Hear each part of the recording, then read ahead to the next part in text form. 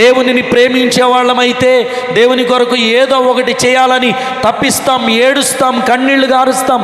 అది దొరికే వరకు సాగిపోతూనే ఉంటాం. ఏది ఈరోజు దేవుణ్ణి ప్రేమించే వాళ్ళు లేరు. ఏదో రావాలి కాబట్టి వస్తున్నాం చర్చికి, ఆదివారం పోవాలి కాబట్టి పోతున్నాం.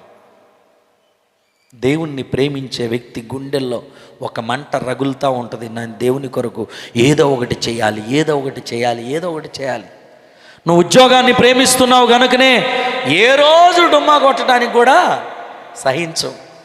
అప్పుడప్పుడు అడుగుతాయా, మీటింగ్ ఉంది ఈరోజు డుమ్మా కొట్టండిరా అంటే కొట్టరు. జీతం బాధ్య కదా ఒక్కరోజు. దేవుణ్ణి ప్రేమించేవాడు అయితే కొడతావు. ఈ నెల ఒక 10,000 ఖర్చు పెడదాం దేవుని కోసం అంటే రారు, చేతులు ముడుచుకొని కూర్చుంటారు.